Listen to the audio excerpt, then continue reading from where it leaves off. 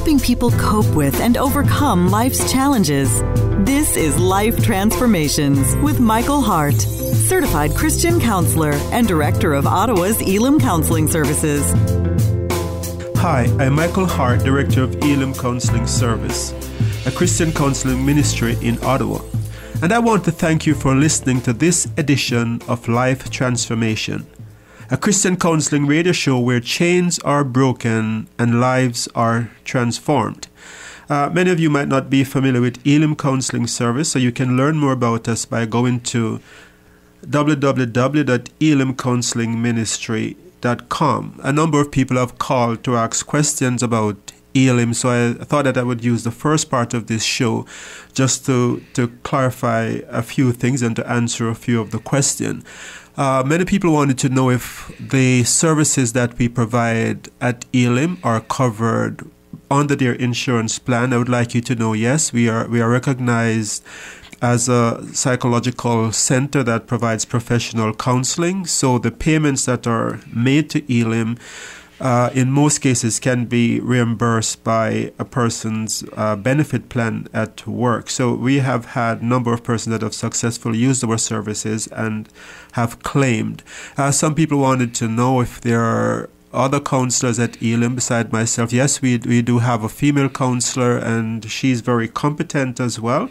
And we have been seeing very, very good results. I also got a question about wanting me to do workshops at different churches. I'd like you to know that I'm available for doing that. I would just like to, you can contact me by calling 613-699-1677, and we could have that arranged as well.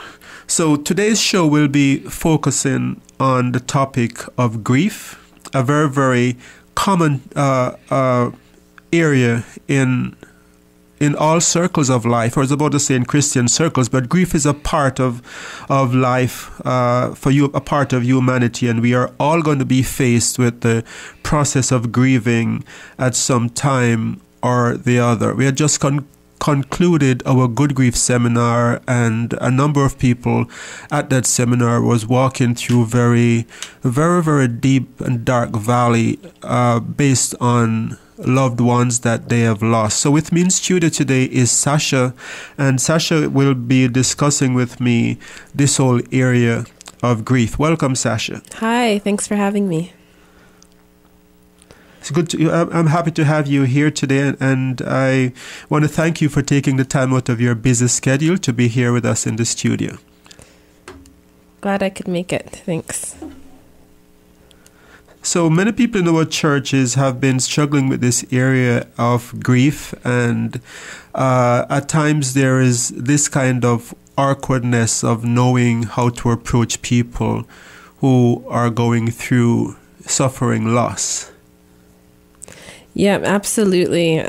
So I think many of us find it really hard to know what to say to comfort others who are going through grief. So one of the main questions I have when it comes to this topic is just that. So what do we say? What would you recommend that we say to someone who is going through the grieving process? And are there things that we should avoid saying in that situation? Right. I think there's often an awkwardness, as I said before, when someone has suffered a loss, and some people, most people are very uncomfortable with being around someone who is going through loss because of the thought that, you know, they're out of words and they can't say enough to comfort the person.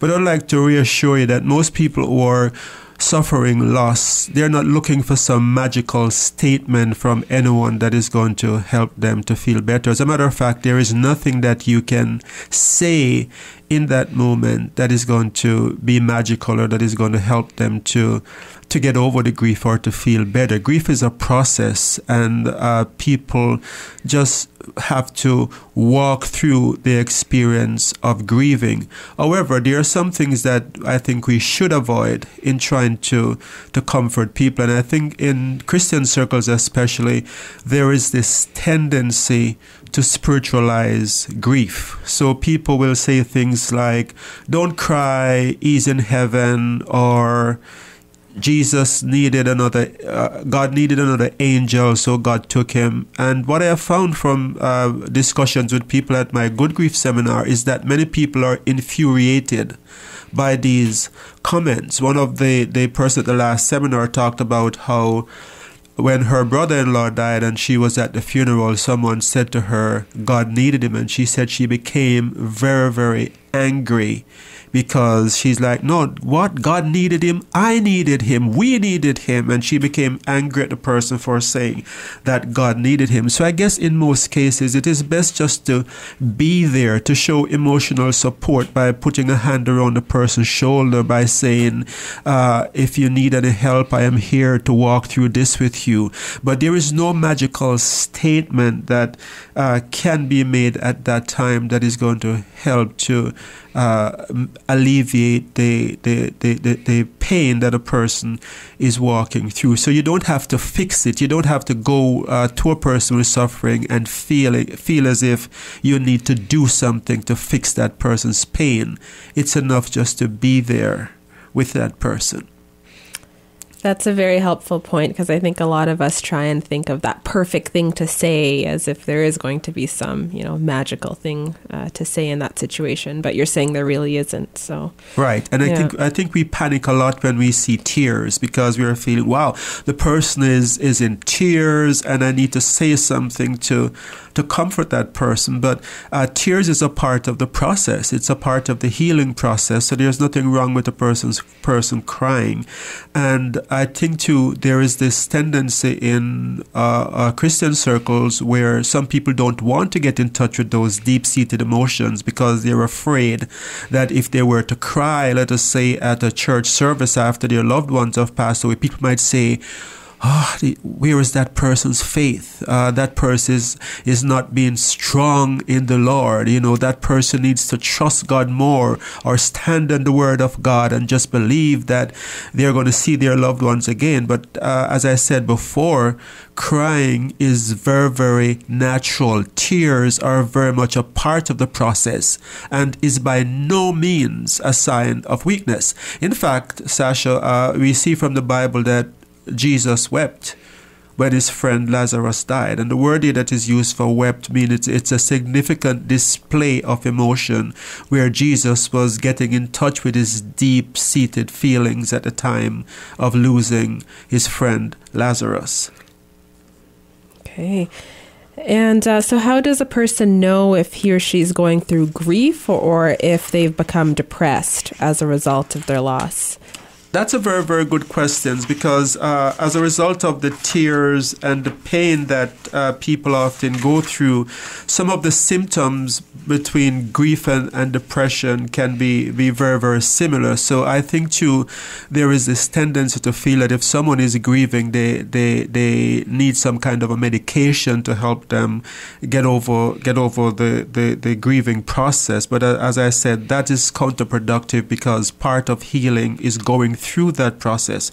So the differences between grief and depression: a person who is going through grief is generally focused on the person that they have lost. So the thought is, I have lost my dad, or I've lost my spouse, I have lost my child. And the grieving process is focused on the person that's missing. However, with depression, what we find is that the preoccupation becomes with the self, with the person who is grieving. So instead of, I have lost my loved one, it becomes on, I must have done something wrong for this bad thing to happen to me, or how am I going to survive without that person? And it becomes self-focused. Or maybe if I had done this, or if I had done that, the person would still be around today. And it's that preoccupation with the self that usually results in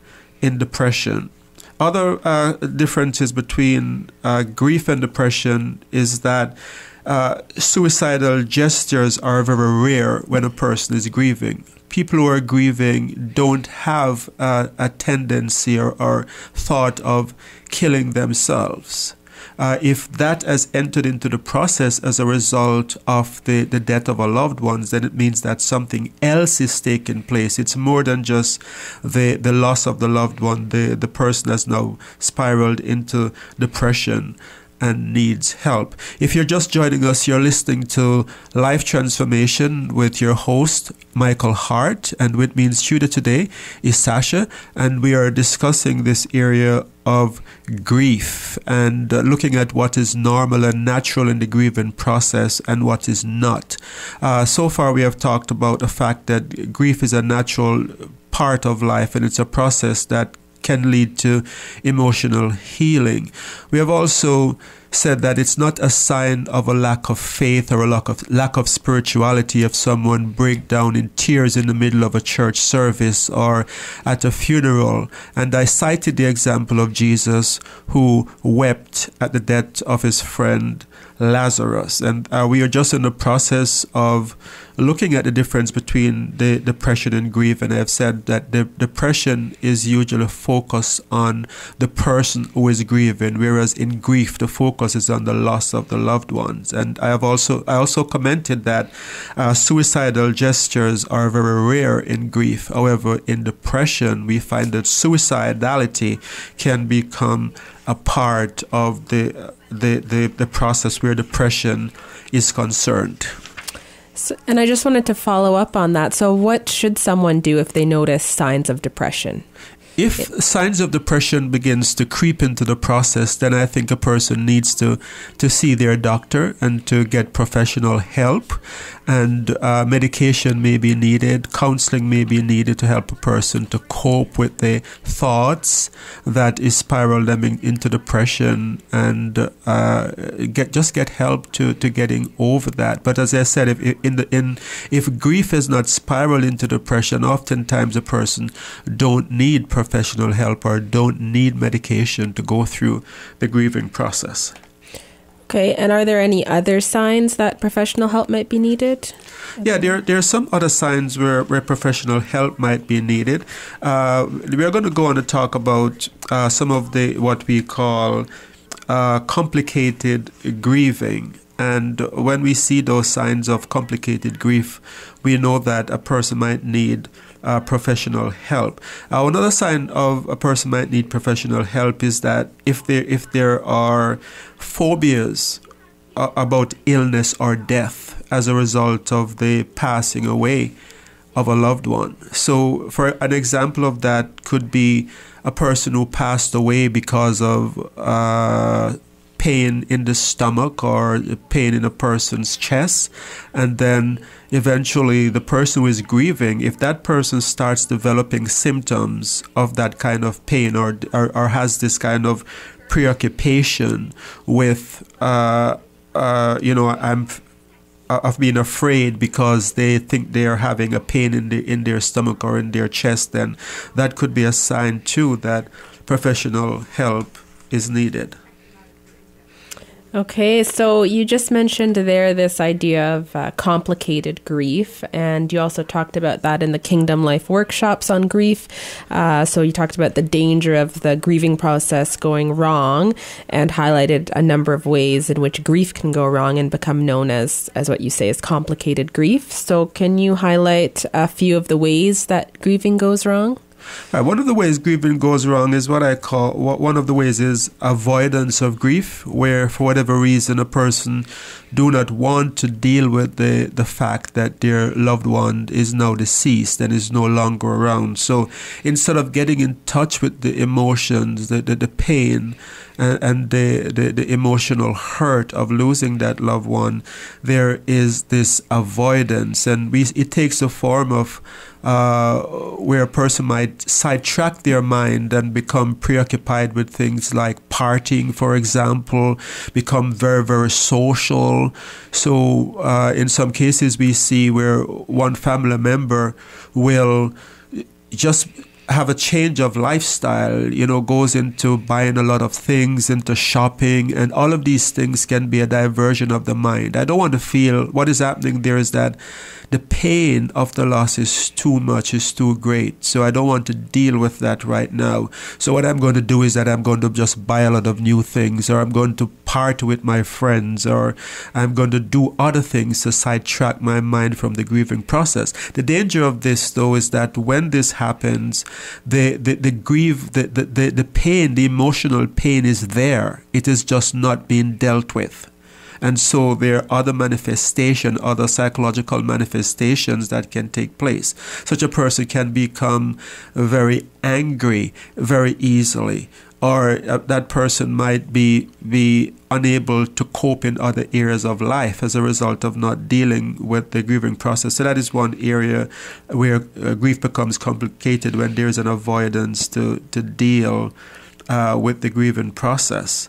We also have what is known as delayed grief. And delayed grief happens sometimes when a person has multiple stressors at the same time when they are going through the loss of a loved one.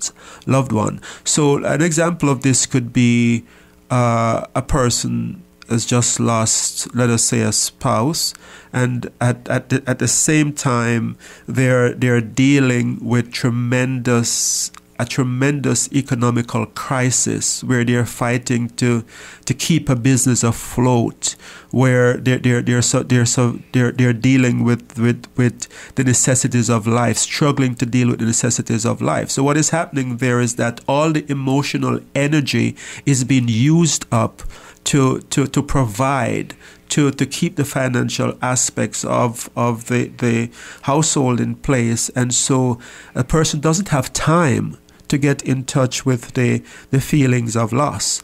And what is happening here is that, as in the other case, as avoidance of grief, there is the emotions are not being dealt with, the healing is not taking place, and their grief becomes complicated and can lead to other mental conditions like depression or other mental illnesses. Interesting. Are there any other examples of? Yes, there's also another example that's called anticipatory grief, and this is a very interesting one because this is one that causes a lot of conflict in families. And anticipatory grief happens when a person is sick for a very long period of time. And let us say the person is in hospital, and you've been going to the family members have been going to the hospital for months, and the person is thought to be on the verge of death several times, and you go and you're told this might be the last time you're seeing your loved ones, but the person survive and they live another 3 months, and you keep going back and forth to the hospital. And then when the person dies, instead of grief, what is felt is feelings of relief.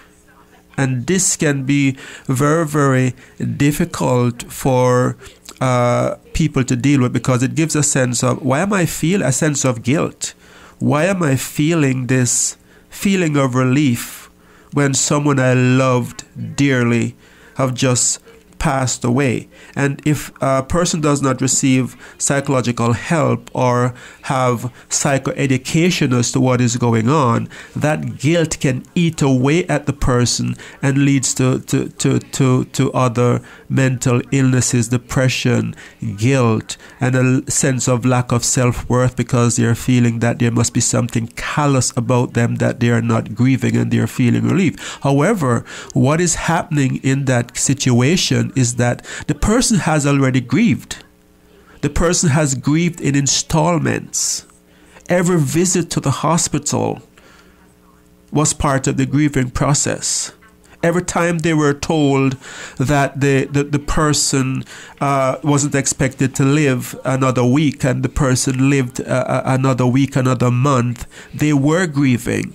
So the person has gone through a lot of steps of grieving. So that's why there is not this big breakdown when the person finally dies. And if that happens, other family members who were not directly involved in the process of going back and forth to the hospital can feel as if, wow, that person didn't shed a tear at the funeral.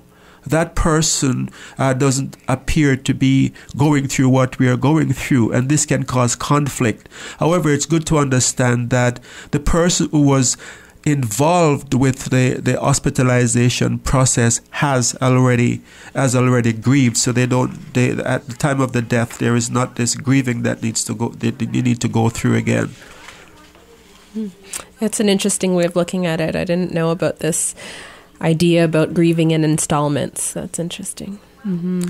If you're just joining us, you're listening to Life Transformations with Michael Hart, and today we're discussing this topic of grief. With me in studio with Sasha, and we have been looking at aspects of grief, the difference between grieving and depression. I don't have time to go through all the details that we have covered so far, but I would like you to know that if you have missed the first part of the show, you can download the podcast from the CHRI website by clicking on the Life Transformations link. If you'd also like to contact me, I can be reached by phone at 613-699-1677. Again, it's Michael Hart, Elim Counselling Service at 613-699-1677. So the last question I have is just whether you have any suggestions or tips that you would give to people out there who are struggling to cope with the loss that they've suffered. Okay, so that's a very important question, because I find that it's sometimes very difficult to know what to do in the middle of that process. But let me say that one of the tips that I could recommend is that a person should avoid alcohol, avoid drugs or medications that are used to mask the pain. Unfortunately, sometimes there is this tendency to want to avoid the grieving process. So what happens is a person turns to medication or drug as a result of masking. But as we have said, masking the pain. But as we have said before, by masking the grief, this can result in grief becoming really, really complicated and leading to other mental illnesses or other conditions instead of eventually healing over time. So that's one area. I think another thing that we can do when we're going through grief is it's important to keep some kind of a routine or schedule going. So one of the tendency is to isolate as a result of the emotional pain and to keep away. Now, let me preface what I'm going to say by saying that in the first part of the grieving process, like the first few weeks or even the first few months after a person has died, it's not uncommon for a person to just want to spend time alone and to deal with the pain. However, if that isolation continues, it can lead to depression and can lead to a person just body becoming run down and not being able to deal with the energy, not having the energy that they need to deal with the grieving process. So keep some kind of a schedule. Find some things to do during the day and try to stick to that schedule. Another very, very important principle that is often overlooked is dieting. Right? I think dieting is so very much important because your body needs energy, your body needs fuel to be able to deal with grief. Grief saps you of your energy. People who are grieving sometimes would say to me when they come to see me, I am so drained. I feel like I have just ran a marathon. I feel like there is such a weight on my shoulder. This is because grieving is very, very draining emotionally. So the diet, eating properly, having a balanced diet, eating healthy foods, drinking lots of water is very, very important while you're going through grief. And I know that there are churches that have programs where they take food to the family who is going through the grief. And I think that's a very, very necessary and good thing to do, because oftentimes the person who is mourning and grieving doesn't feel like they want to eat or that they have time to prepare a meal. So it's very, very important to stick to a balanced diet. I think also in helping to cope with grief, a person could do what I call art projects such as journaling, letter writing, painting, building crafts. And interestingly, they have found that men and women grieve differently. Women in a lot of cases will show a lot of emotions and will a lot of very, very visible signs of mourning. But for men, the process of grief then often takes the form of making things, doing things. So a person who developed this need to build a new shed after a person has gone away, each nail that is driven into the wood to build that new shed is part of the coping, part of working out the grief and the pain that man is feeling. So let me elaborate a little bit more about the importance of letter writing. If we think about the Psalm, for example, we'll find that a lot of the Psalm deals with very, very deep emotions, and the Psalm can be looked on as a form of journaling, where people who were going through life issues turn to writing out their feelings, and under the inspiration of the Holy Spirit, these writings have become part of the Holy Scripture. I'll give you an example of a person who is getting in touch with deep-seated emotion in Psalm 77, for example. And I'll just read a part of it here where the person says, "I cried to God for help. I cried out to God to hear me. When I was in distress, I sought the Lord. At night, I stretched out untiring hands, and my soul refused to be comforted." And the person goes on a little further down in the psalm to talk about their eyes not being able to close. In other words, they couldn't sleep, and the fact that they were too troubled to speak. So it's important to realize what is happening here. The person saying, "I'm feeling this way, I'm dealing with deep emotions," and they turn to writing. So if you're going through grief today and you are struggling to cope, I would say start a blog, buy a journal, and start documenting how you really feel. I wish I had more time today to go into a lot of other areas, but we are coming to the end of today's broadcast. But I think I should quickly mention one other area that's very important. Exercise is very, very important when coping with grief, because exercise reduces stress and it improves one's mood. So this is one reason why we should try to avoid isolation. Try to get outdoors. Try to go for a walk. Try to go to the gym.